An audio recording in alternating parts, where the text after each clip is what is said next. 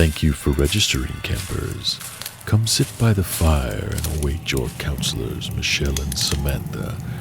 Welcome to Camp Fear.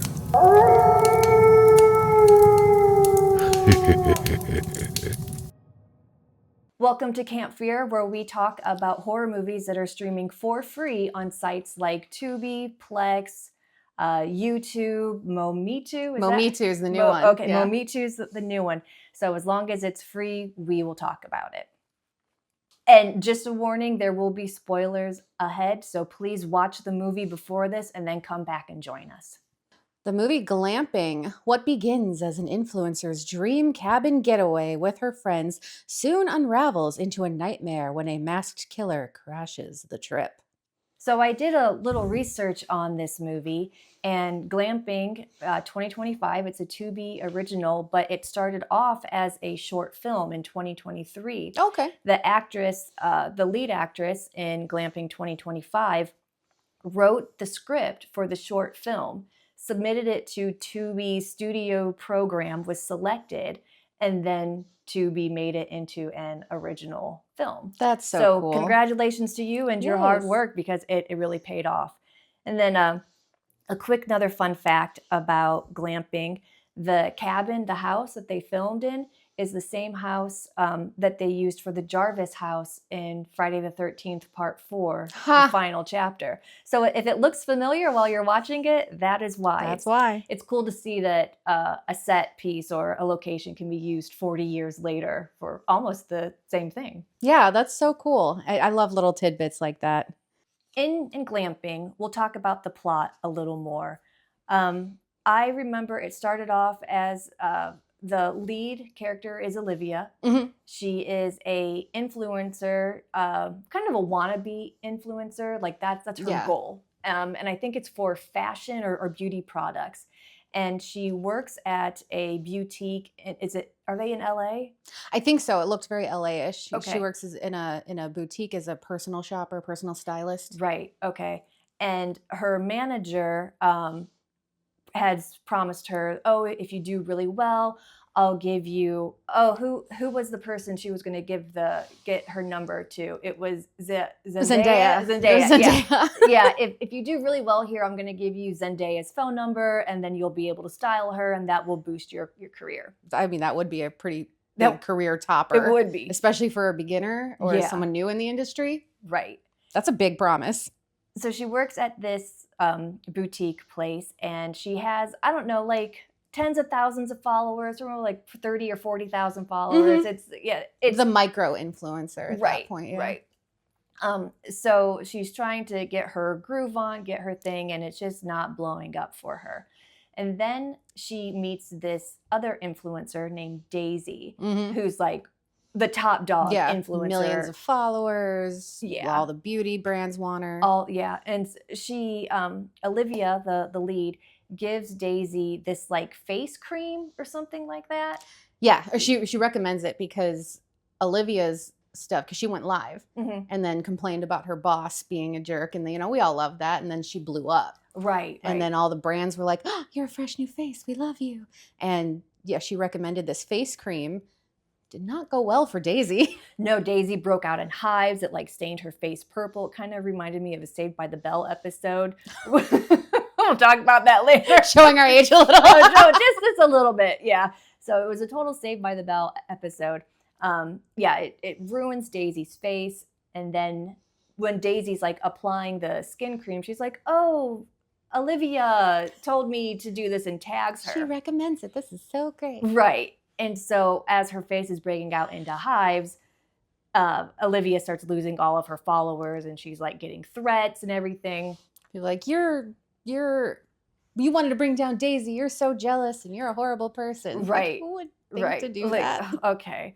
So she loses her followers. She loses her brand deals. And Olivia has a boyfriend named Gabe.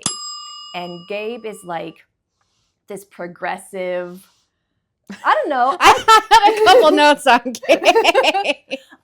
I liked Gabe as a character, and I wish more men were like him. But I think after a while, he would be annoying to be around because everything is like woke this, woke that. And I consider myself a woke person. I'm not overly woke, and Gabe was like teetering the line for me on woke boyfriend. I did like him though. My first thought was, oh, he's cheating.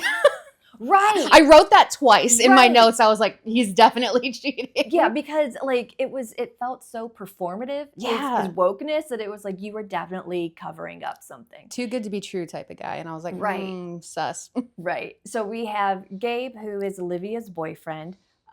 We have Sid, who is Olivia's best friend. And are they like in a sorority together or just live together on campus? I think they just live together on campus. I don't remember a mention of a sorority or anything like that. Okay. It was, I think they're just besties, met in college. They might have roomed together at some point. And then you have John, who is Gabe's best friend, and he is the stereotypical jerk of the group. Dude bro. Yeah, total dude bro.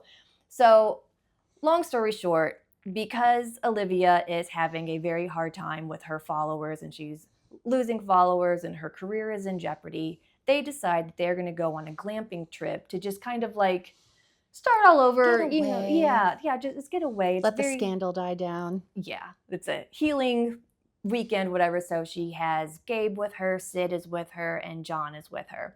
So they go to the cabin that was used for Friday the 13th, Part 4, the Jarvis house.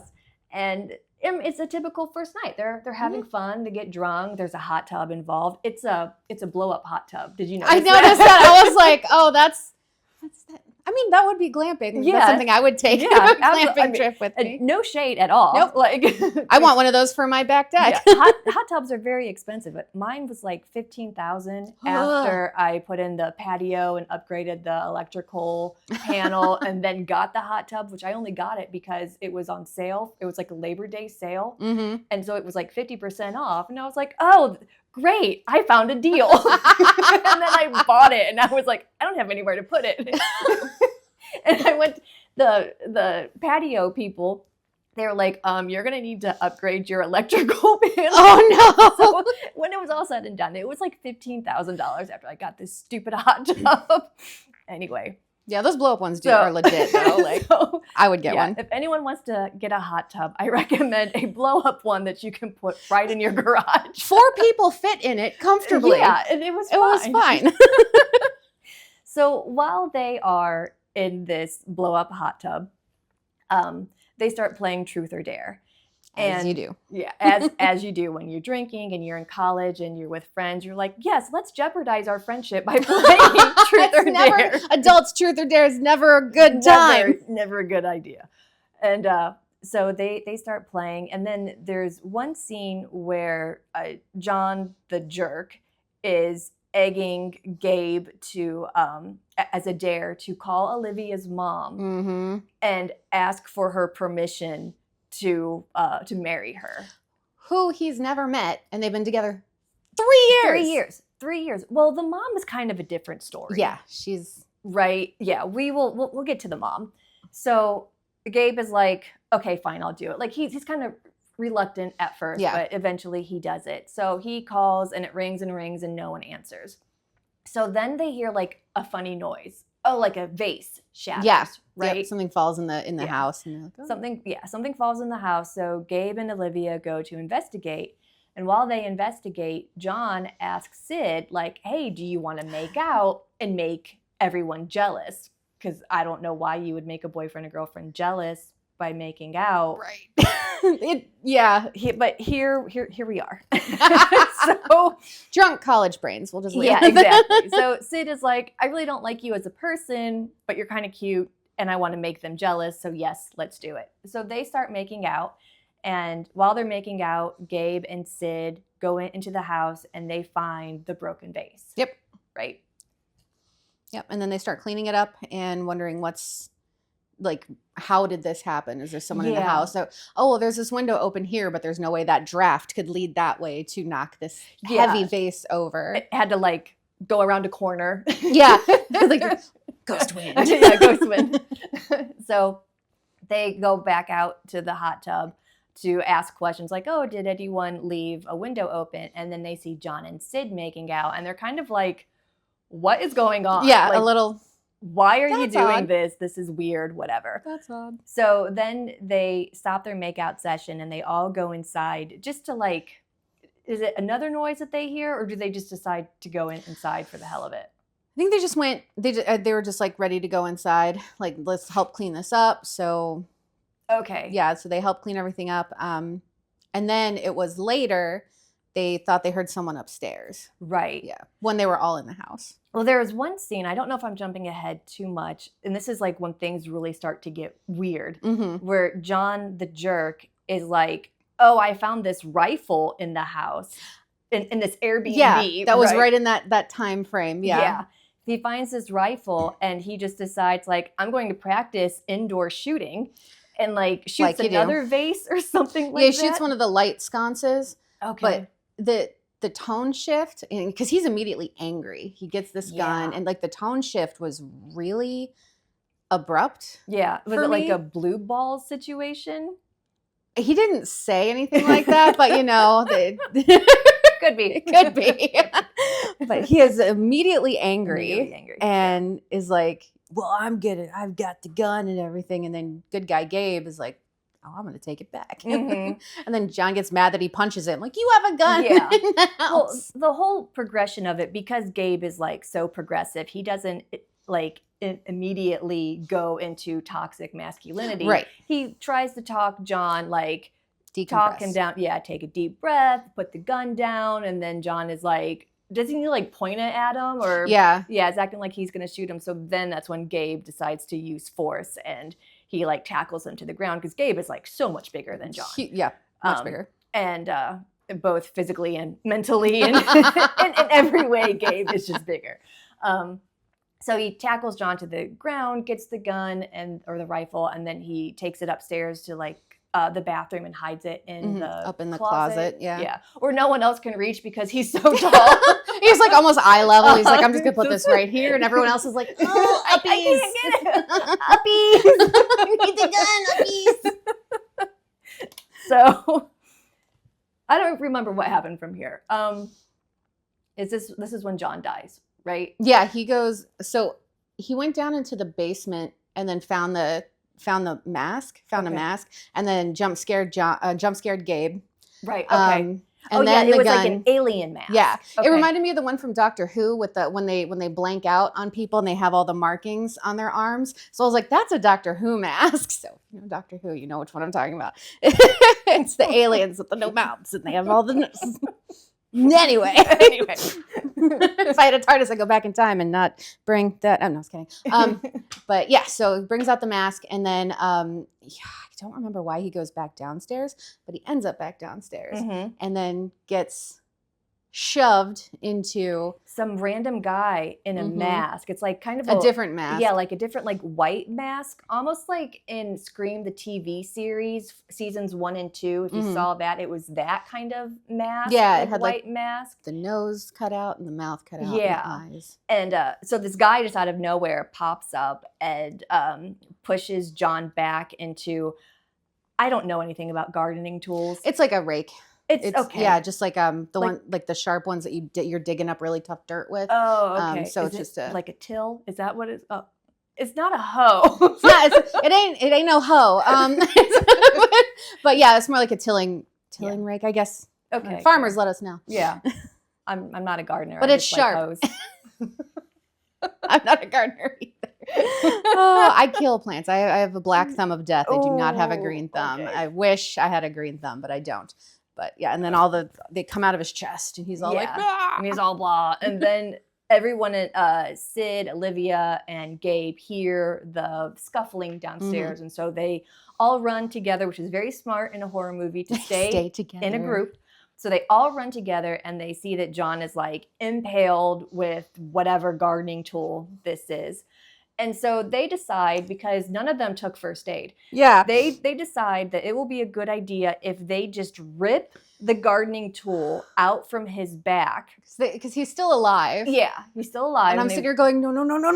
Yeah, and they want to bring him to the hospital. So they take him and, he's like arm in arm over with like Gabe. 10 cuts across him that he's been Yeah. ripped to shreds by now. So they're like going to weekend at Bernie's him to the hospital. So they go out to the car, and when they get to the car, oh my goodness. Would you know? All the tires are slashed. Every single tire is slashed. So they go back into the house and they put John.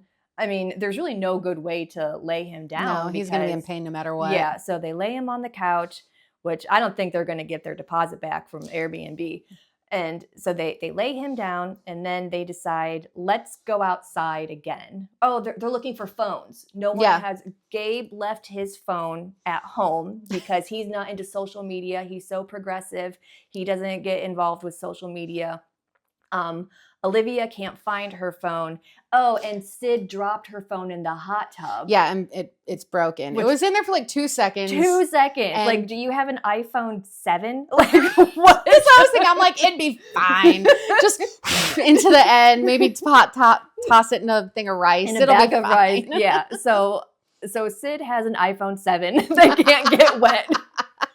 And that's why her phone doesn't work. And they can't find John's phone because it's probably impaled by whatever gardening tool. Or it was just in his pocket while they were in. It was just laying in the hot tub probably. Yeah. And now it's gone. I find it hard to believe that Olivia wouldn't have her phone glued to her hand. That was the hardest. I was like, no, she would have it. Yeah. She would definitely have her phone. Yeah. That was a little sus. So they go outside to find a phone because they think, like, I don't know, John's is out there next to the hot tub waiting to be thrown in as well. And so when they get outside, they're all standing around the hot tub. And then Michael Myers-esque walk by. I don't know what to call him. The Scream seasons 1 and 2 guy comes out of nowhere, just kind of does a little bip to Gabe. And Gabe is like, oh. Yeah, he just like falls like a rag doll.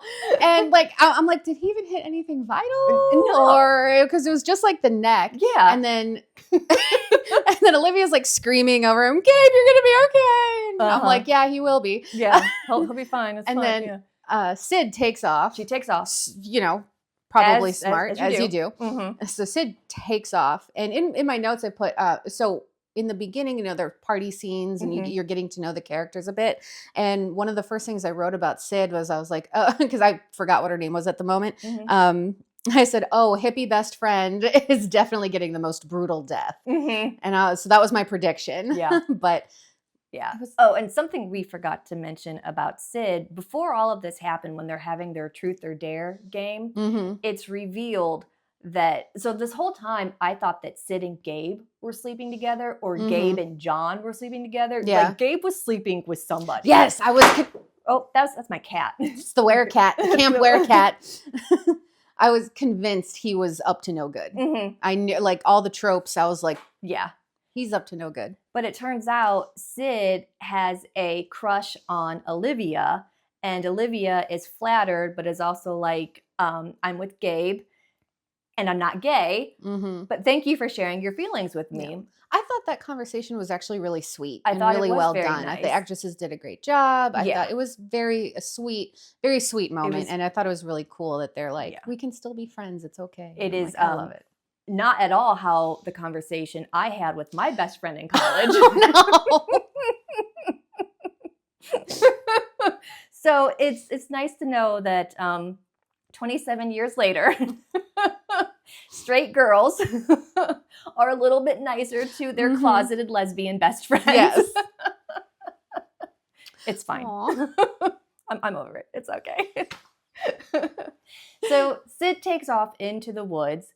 Scream season 1 through 2 is chasing after her. And I think honestly, I was kind of like watching the movie and simultaneously flipping through my phone. So I kind of miss like key parts of this movie. And I think I kind of missed her death scene. So she didn't really have one. Oh, then I didn't miss it.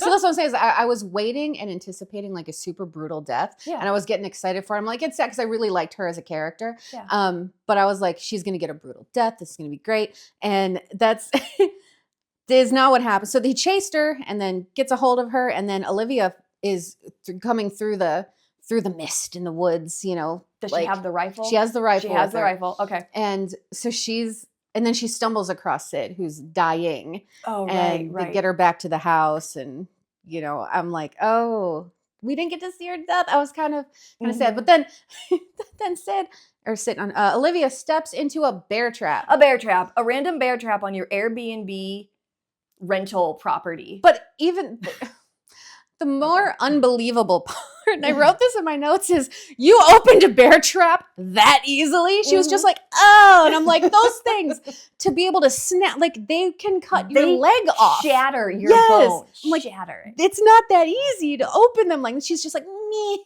Yeah, it was. It was just a little la la la. And then she can walk just fine and run around. I'm like, you had a bear trap. Because in the beginning they had the bear sign, like beware of bears. And I was like, oh, foreshadowing, either someone's going to get eaten by a bear or there's a bear trap. But we see the bear trap in the beginning. So I'm like, okay. We do. The bear trap cracked me up. Yeah. So at this point, we see that the masked killer is after Olivia and she has the rifle. But then she turns the tables on him and she has the rifle on him and she's like, no, I'm in control now. And we find out the plot twist that I honestly did not see coming. I had a whole different theory in mind. So did I. Well, let's talk. Okay. So it turns out what happened is Olivia went online and ordered some immersive horror, like customized immersive horror scare package, like almost like a escape room that could come to you. Yeah. So you email this website what you want, where you're going to be, and she set this whole thing up, this nightmare weekend, so all her friends could be harassed. And then she would tell her followers, oh my God, we were just in this horrible situation. Look how bloody I am. Look at all the trauma that I went through. And she would get sympathy followers that way. But it turns out that even though she hired the scare actor to just scare people, someone else decided to come and actually give them a real nightmare weekend. Yep. So she finds out that it was Daisy, the influencer, who got the red face and whatever from the skin cream. It was her boyfriend who was very upset that Olivia recommended a product that has ruined Daisy's face, and she looks like a monster, so he can no longer look at her. And he decided that he would follow her to her glamping weekend and murder all of her friends and Olivia as payback for ruining his girlfriend's face/career. So that was the big twist. I thought that was pretty good. I liked that twist. I didn't see that coming either. We find out the plot twist, and then there's a scuffle between Cyrus and Olivia. And then just as Olivia is about to be unalived, lo and behold, Gabe, who just has a near scratch on his neck from being stabbed, comes in and saves the day. He saves Olivia. I think he ends up killing Cyrus. Is that? Yes, I believe so. Yeah, he stabs him in the back. Yeah. Oh, that's right. He stabs him in the back. And of course, before Gabe saves the day, he hears Olivia's wild plan of how everything was supposed to go down. So tells basically the entire plot to Cyrus, and Gabe overhears it. Gabe, being the progressive boy that he is, can't be with someone who would put her friends' lives in jeopardy just to get a few likes and followers, which valid breakup reason. Valid.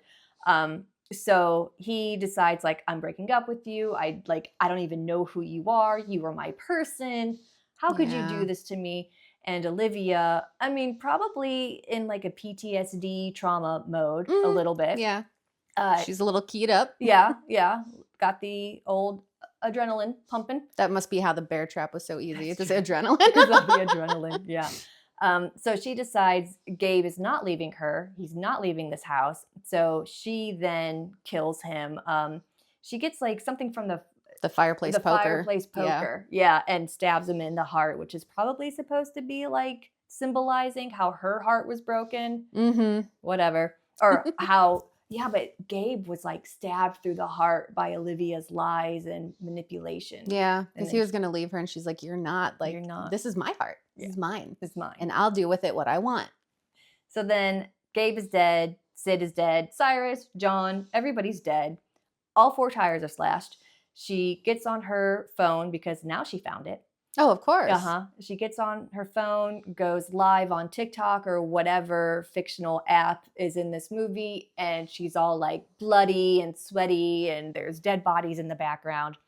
And she's like, you guys, I have just been in the most traumatic experience. This is what happened.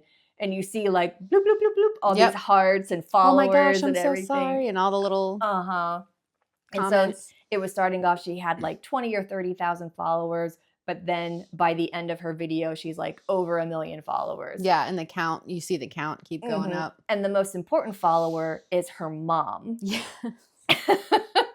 Her mom, we didn't really talk about this at all. Her mom is a psychologist or a psychiatrist, one of the two, like very like worldly and renowned. She has millions of followers. I don't know what psychologist is popular right now to compare her to. I don't know anyone offhand, but I know she's like the brand creator because she works for a brand, but she's the face of it. Oh, okay. So she's, yes, but I know Gabe was calling her like a pop psychologist or a pop psychiatrist. Okay. But yeah, and she's telling Olivia's complaining like, oh, well, you don't even follow your own daughter. And she's like, well, I don't follow anybody back. And it's like, oh, my daughter. Yeah, so at the end, as Olivia is blowing up, you see that her mom's account is now following her, and which I guess that's supposed to give Olivia some sort of like, not ego boost, but validation that she has reached her mom's level, which I guess was maybe her unspoken goal or her motive this whole time, to be on her mom's social media level, and maybe her mom would treat her as an equal. Maybe, and see her as an adult, or like that this career path is valid, because her mom being like a psychiatrist or a psychologist or, you know, in the therapeutic field is like, well, I'm doing something that matters. You're just a fashion designer. You're just this. Like, you're never going to be what I am, because I'm actually helping people. And that's rude. Yeah. And so that's the end of Glamping. Da-da-da-da. So what did you think was going to happen? So my theory as to what was happening was her manager, Melissa, is going to be the costume designer for a horror movie. So I thought they lured her friends out and they were filming the actual them being attacked and getting like an authentic reaction. Okay. I thought it was the mom. Oh, okay. I thought it was the mom either hired someone to kill everybody, or it was the mom herself doing it as a way to show this isn't a valid career choice. You need to fall back on something because you can lose followers at a drop of the hat. And now look, you've lost all your friends. Yeah, you lost all your friends. But then when the masked killer came out and it was some little white boy, I was like, well, it's not the mom. It's the mom in disguise. So, yeah, I was wrong. Yes, as was I. I was very wrong. I thought Melissa was going to play a bigger part in the killing portion because she's so bitchy. But I'm like, well, she's so vapid. She probably wouldn't even think of something like that. After I was like, oh, well, I was wrong too. We were so wrong. But that's okay, because I love when a movie can surprise me, because it's kind of rare at this point. Yeah. Especially we're both avid horror movie watchers, so it's like we know all the tropes. We can kind of predict a lot of stuff. Yeah. But I wasn't able to predict the ending, and I appreciate that. Yeah, I do. Yeah. Same. So what did you like about it? I really did like the characters. I thought they did I thought they did a great job, like playing up the exaggerated versions of all those people that we know or see online. I thought for sure, I'm glad that Gabe was like good guy Gabe.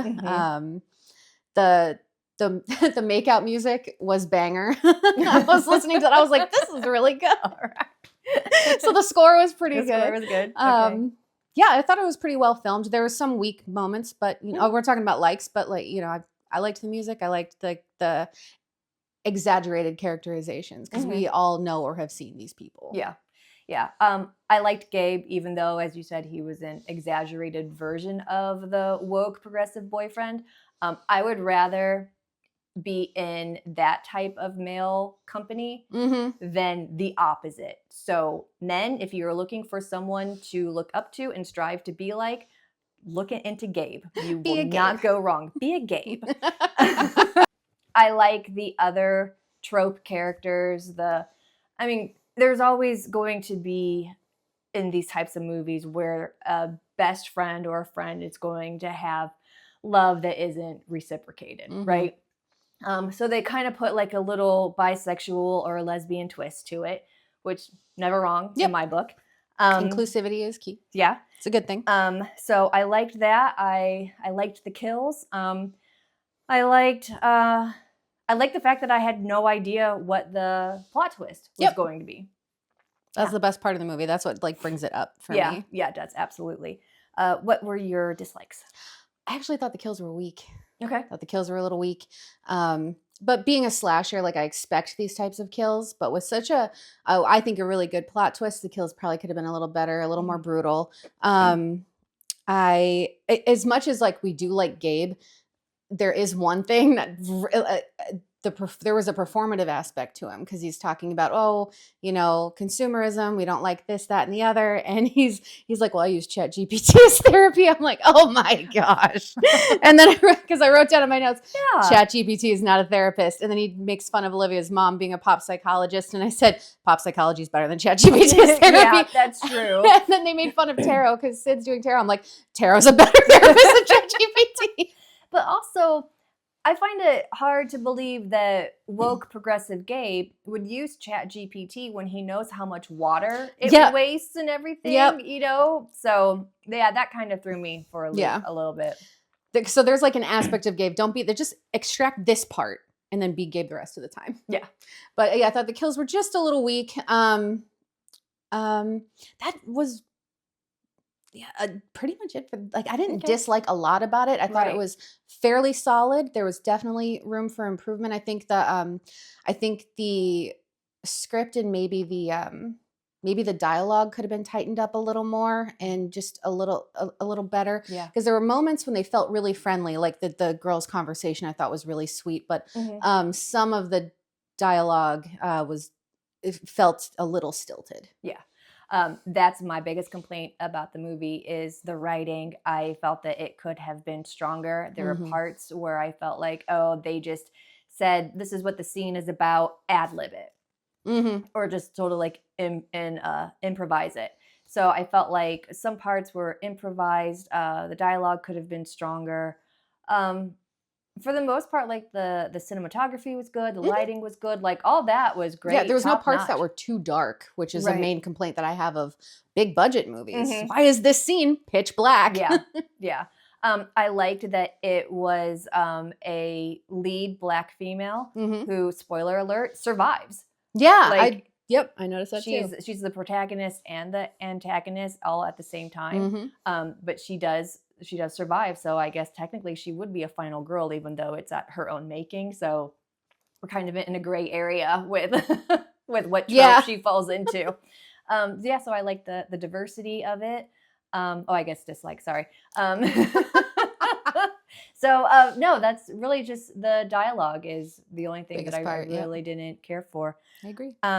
So here at Camp Fear, when we review a movie, we give it on a scale instead of 1 to 5 stars, we are going to give it 1 to 5 marshmallows. So 5 marshmallows being the best, 1 the least. So Sam, what do you give this? I think this is probably a 2.5 to 3. Are we doing halves or like just We wholes? can do halves. So I'm saying 2.5 to you know what? I'm just saying 3. 3 toasty marshmallows. Okay. All right. Just solid in the middle. I as well give it 3 toasty marshmallows. 3 toasty marshmallows. Well, thank you very much for joining us on Camp Fear.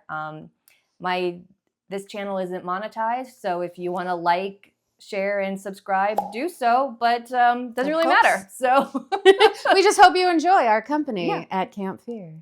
All right, thank you very much.